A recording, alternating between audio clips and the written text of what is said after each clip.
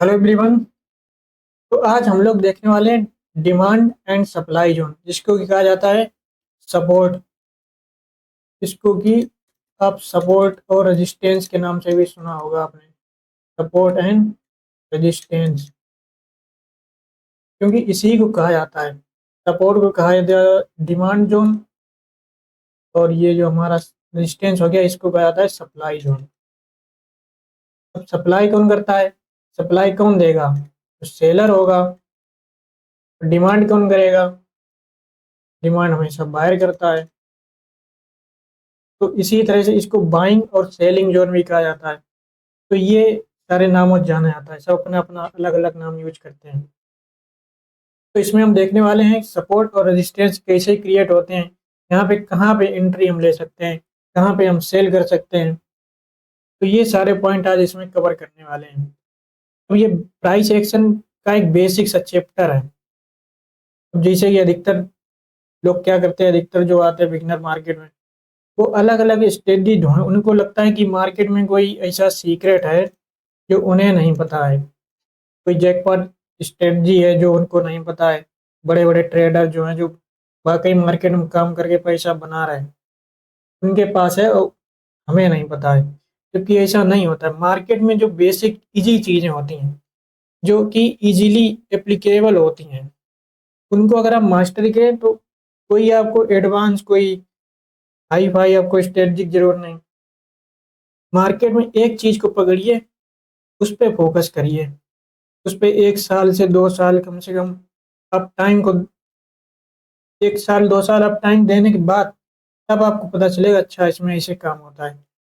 अब क्या होता है, गलती क्या करते हैं अधिकतर लोग, एक चीज फोकस ना करके इधर इधर अलग अलग 10 20 स्टेज, इसको ट्राई करेंगे, इसको ट्राई करेंगे, इसे अलग अलग काम करते रहते हैं। अब उनको पता ही नहीं चलता है कि सही क्या उनके लिए, क्या काम कर रहा क्या नहीं कर रहा। अलग अलग वो ढूंढते ही रहते हैं स्ट्रेटजी। जबकि हमको एक चीज पकड़नी, उस पर मास्टरी करनी होती है। तो पहले हम यहाँ पे देखने वाले कि सपोर्ट और रेजिस्टेंस कैसे बनता है। उसके बाद हम सीधे चार्ट पे चलेंगे।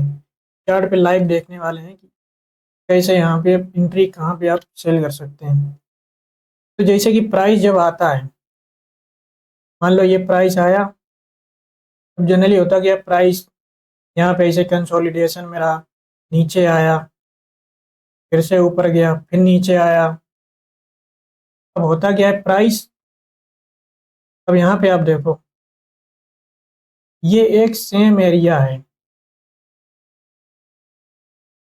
इस तरह से आप कभी चार्ट में देखना, आपको ये दिखाई देगा। इस तरह से आप लाइन ड्रा करिए। और लाइन ड्रा कैसे करेंगे, आपको देखना होगा 1 पॉइंट, 2 पॉइंट, मिनिमम 2 से 3 पॉइंट टच होने चाहिए। अब यहाँ पे देखो 3 बार प्राइस ऊपर आया, यानी कि कंफर्म हो गया कि ये रेजिस्टेंस एरिया है। सेम नीचे देखो, यहाँ पे भी 1 पॉइंट ये, दूसरा पॉइंट ये, तीसरा पॉइंट ये, यानी कि यहाँ से प्राइस बार बार सपोर्ट मिल रहा है। तो ये हमारा कंफर्म हो गया कि ये एक सपोर्ट एरिया है, यानी कि एक बाइंग जोन है, या इसको डिमांड जोन भी कह सकते हैं। अब इसमें एक्चुअली होता क्या है, प्राइस मान लो ये ऊपर आया। अब यहाँ पे क्या होता है कि जैसे कि आप एग्जांपल समझो, कोई गेंद है, इसको आपने उछाला, तो ऊपर मान लो कोई छत है, तो वहां से ऊपर रेजिस्ट होके वापस से नीचे आएगी। नीचे मान लो कोई जमीन है, अब जमीन उसके लिए क्या हो गया, एक सपोर्ट एरिया हो गया, यहाँ से वापस टकरा के बाउंस करेगी।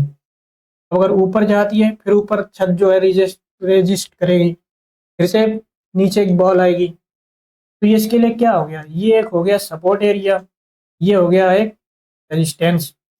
तो सेम इसी तरह से मार्केट में प्राइस का होता है। प्राइस कहीं से नीचे ऊपर होता है। अब जब प्राइस यहाँ से आया, तो यहाँ पे क्या हुआ, यहाँ पे बायर बैठे थे। बायर ने देखा यहाँ भी सस्ता मिल रहा है, तो यहाँ से उन्होंने परचेजिंग स्टार्ट की, प्राइस खरीदना स्टार्ट किया। प्राइस धीरे धीरे ऊपर जाना स्टार्ट हुआ। अब ऊपर जब गया है, अब यहाँ पे जो ऊपर जाते टाइम ये जो बीच का प्रॉफिट आया, मान लो इसका प्राइस यहाँ पे 10 रुपए था, अब यहाँ पे 15 रुपए हो गया। ये जो एरिया है यहाँ पे 15 रुपए है। अब जो बीच 5 रुपए प्रॉफिट आया, अब ये कोई तो बुक करेगा, तो जो बुक करेगा वो यहाँ पे सेलर बैठे हैं, वो इसी को देख रहे थे कि यहाँ यहाँ पे जो खरीदा है ऊपर जब जाएगा तो प्रॉफिट बुकिंग होगी। यहाँ पे सेलर एक्टिवेट हो गए तो वहीं से प्राइस नीचे वापस आना शुरू हुआ, क्योंकि वहाँ पे वापस से बिग वाली स्टार्टिंग हुई, तो सेलर बैठे तो उन्होंने सेलिंग स्टार्ट कर दी, प्राइस नीचे आया, एक बार फिर से प्राइस ऊपर गया, फिर नीचे आया। तो इस तरह से क्या होता है कि ऊपर सेलर बैठे होते हैं, वो सेलिंग स्टार्ट कर देते हैं, और जो नीचे बायर होते हैं वो बाइंग करते हैं, यानी कि उनके बाइंग करने से प्राइस ऊपर गया, वापस से ऊपर सेलिंग प्रेशर आया, प्राइस फिर नीचे आ जाता है, फिर से देखता है शेयर, जो बायर होते हैं वो देखते हैं यहाँ पे सस्ता मिल रहा है, फिर से वो यहाँ से बाइंग स्टार्ट करते हैं। अब इसका मतलब ये नहीं कि ये जो रेजिस्टेंस एरिया है ये कभी ब्रेक ही नहीं होगा। अब ये ब्रेक कब होगा? मान लो ये रेजिस्टेंस एरिया है, अब अगर यहाँ पे प्राइस ऊपर गया, जब यहाँ पे बायर ज़्यादा एक्टिवेट हो गए और सेलर जो हैं वो वीक पड़ गए, तो यहाँ से प्राइस की पॉसिबिलिटी होती है कि यहाँ पे एक ब्रेकआउट हो। जब रेजिस्टेंस ब्रेक हो जाता है, प्राइस ऊपर निकल जाता है, तो इसी को कहा जाता है ब्रेकआउट, कहते हैं ब्रेकआउट हो गया, राइट। और जब प्राइस रेजिस्टेंस तोड़ के या फिर सपोर्ट तोड़ के नीचे आता है, तो इसी को कहा जाता है ब्रेक डाउन, यानी कि वापस प्राइस नीचे डाउन आ गया। सेम जो अप्लाई होता है वो यहीं पे होता है। यहाँ पे मान लो सेलर ज़्यादा है और बायर कम है, बायर एक वीक पड़ रहा है, तो प्राइस को यहाँ पे रोक नहीं पाएंगे, तो सेलिंग प्रेशर आएगा तो प्राइस वापस नीचे आ जाता है। तो ये सेम चीज़ें अप्लाई होती हैं रेजिस्टेंस पे, सपोर्ट पे। अब इसको चलते सीधे चार्ट पे देखते चल के, वहाँ भी एक ही चीज़ लगेगा। देखिए निफ्टी 50 का 1 डे का चार्ट है। अब यहाँ पे आप देख रहे होंगे, अगर हम यहाँ पे लाइन ड्रा करें तो ये एक दिख रहा है, यहाँ पे प्राइस वापस रिजेक्ट हो रहा है कई बार। नीचे कहाँ पे हो सकता है? नीचे हमें ये मिल जाएगा। तो आप इसमें देखिए, यहाँ पे प्राइस आया, वापस से यहाँ से प्राइस एक बार ऊपर गया, तो यहाँ से वापस सेलिंग क्यों आई? क्योंकि यहाँ पे होते हैं सेलर, जो यहाँ से ऊपर प्राइस गया प्रॉफिट बुकिंग आएगी, तो यहाँ से सेलिंग प्रेशर आया, प्राइस फिर से नीचे आया। अब यहाँ से देखो फिर से बाइंग स्टार्ट हुई, यहाँ पे जो बायर थे वो एक्टिवेट होके प्राइस को फिर से ऊपर लेके गए, फिर वहाँ पे सेलिंग प्रेशर आया, फिर प्राइस नीचे आया। तो इस तरह से ये काम करता है। यहाँ पे ऊपर सेलर बैठे होते हैं, नीचे बायर बैठे होते हैं, तो यहाँ पे ऊपर आप बुकिंग ऊपर से होती है, प्राइस फिर से नीचे आता है। अब यहाँ पे आप देख रहे होंगे प्राइस ऊपर गया, ये ऊपर कब गया? यहाँ पे जब सेलर वीक पड़ गए होंगे, बायर ज़्यादा भारी पड़ गए, यानी कि बाइंग प्रेशर ज़्यादा आया, तो यहाँ से प्राइस ने अपने रेजिस्टेंस को ब्रेक किया, तो ये हुआ ब्रेक डाउन, ब्रेकआउट। यहाँ पे ब्रेकआउट हुआ, प्राइस ऊपर चला गया। इसी तरह से ये काम करता है। ये रेजिस्टेंस एरिया हो गया, यानी कि सप्लाई जोन, क्योंकि सप्लाई कौन करेगा? सेलर। सेलर वहाँ बैठे, वो सेलिंग प्रेशर आ जाता। यहाँ पे बायर जोन, बाइंग जोन है यहाँ पे। तो इसमें ज़्यादा कुछ रॉकेट साइंस थी नहीं, एक बेसिक सा था। अब जैसे कोई अगर यहाँ पे एंट्री कहाँ पे ले, जैसे कोई स्टॉक का चार्ट निकालते हैं, यहाँ पे कोई स्टॉक ले लो, मान लो टाटा का कोई ले लेते हैं।